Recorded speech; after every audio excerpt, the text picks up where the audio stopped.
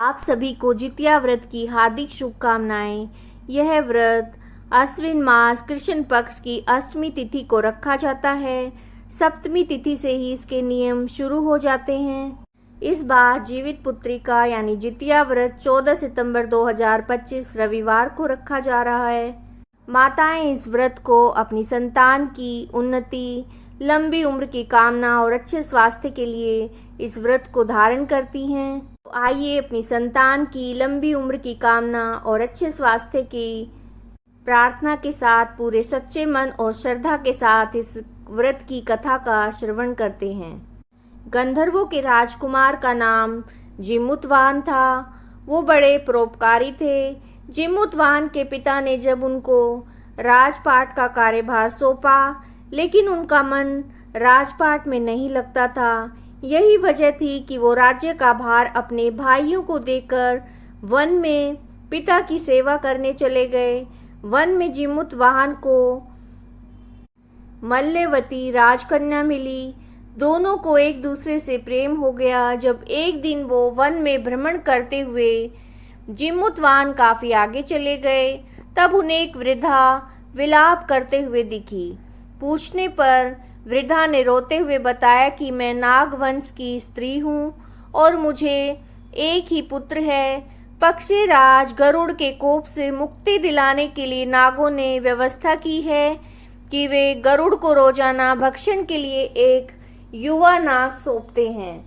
आज मेरे पुत्र शंखचूड़ की बलि का दिन है। आज मेरे पुत्र के जीवन पर संकट है और थोड़ी ही देर में मैं पुत्र विहीन हो जाऊंगी। एक स्त्री के लिए इससे बड़ा दुख और क्या होगा कि उसके जीते जी उसका पुत्र ना रहे। जिमुतवाहन को ये सुनकर बड़ा दुख हुआ। उन्होंने उस वृद्धा को आश्वस्त करते हुए कहा कि डरो मत, मैं तुम्हारे पुत्र के प्राणों की रक्षा करूंगा। आज उसके स्थान पर स्वयं मैं अपने आप को लाल कपड़े में ढककर वध्यशिला पर लेटूंगा ताकि गरुड़ मुझे खा जाए, लेकिन तुम्हारा पुत्र बच जाए। इतना कहकर जिमुतवाहन ने शंखचूड़ के हाथ से लाल कपड़ा लिया और उसे लपेटकर गरुड़ को बलि देने के लिए चुनी हुई वध्यशिला पर जा लेटे। नियत समय पर गरुड़ आए और लाल कपड़े में ढके हुए जिमुतवाहन को पंजे से दबोचकर पहाड़ के शिखर पर जाकर बैठ गए। गरुड़ ने अपनी कठोर चोंच से जिमुतवाहन पर प्रहार किया। जिमुतवाहन के शरीर से मांस का एक बड़ा हिस्सा नोच लिया। इसकी पीड़ा से जिमुतवाहन की आंखों में आंसू बह निकले और दर्द से वो कराहने लगे। अपने पंजे में जकड़े प्राणी की आंखों में आंसू और मुंह से कराह सुनकर गरुड़ बड़े आश्चर्य में पड़ गए, क्योंकि ऐसा पहले कभी नहीं हुआ। उन्होंने जिमुतवाहन से उनका परिचय पूछा। जिमुतवाहन ने सारा किस्सा कह सुनाया कि कैसे एक स्त्री के पुत्र की रक्षा के लिए वो अपने प्राण देने आए हैं। आप मुझे खाकर भूख शांत करें। गरुड़ उनकी बहादुरी और दूसरे की प्राण की रक्षा के लिए स्वयं का बलिदान देने की हिम्मत से बहुत प्रभावित हुए और उन्हें स्वयं पर पछतावा होने लगा। वो सोचने लगे कि एक मनुष्य है जो दूसरे के पुत्र की रक्षा के लिए अपनी बलि दे रहा है, और एक मैं हूँ जो देवों के संरक्षण में हूँ, लेकिन दूसरे की संतान की बलि ले रहा हूँ। उन्होंने जिमुतवाहन को मुक्त कर दिया। गरुड़ ने कहा कि हे मनुष्य, तुम्हारी भावना और त्याग से मैं बड़ा प्रसन्न हूँ। मैंने तुम्हारे शरीर पर जो घाव किए हैं उसे ठीक कर देता हूँ। तुम अपनी प्रसन्नता के लिए मुझसे कोई वर मांग लो। राजा जिमुतवाहन ने कहा कि हे पक्षीराज, आप तो सर्वसमर्थ हैं। अगर आप प्रसन्न हैं और वरदान देना चाहते हैं तो आप सर्पों को अपना आहार बनाना छोड़ दें। आपने अब तक जितने भी प्राण लिए हैं उन्हें जीवन दान दें। गरुड़ ने सबको जीवन दान दिया और नागों की बलि ना लेने का वरदान भी दिया। इस प्रकार जिमुतवाहन के साहस से नाग जाति की रक्षा हुई और गरुड़ ने कहा कि तुम्हारी जैसी इच्छा होगी वैसा ही होगा। हे राजा, जो स्त्री तुम्हारे इस बलिदान की कथा को सुनेगी और विधि पूर्वक व्रत का पालन करेगी, उसकी संतान मृत्यु के मुख से भी बाहर निकल आएगी। तब से पुत्र की रक्षा के लिए हर साल इस व्रत को किया जाता है। जिमुतवाहन की पूजा शुरू हो गई। ये कथा कैलाश पर्वत पर भगवान शंकर ने माता पार्वती को सुनाई थी। जीवित पुत्रिका के दिन भगवान गणेश जी, माता पार्वती और शिव जी की पूजा और ध्यान के बाद कथा अवश्य सुननी चाहिए। आइए अब इस व्रत की दूसरी कथा, चील और सियारिन की कथा।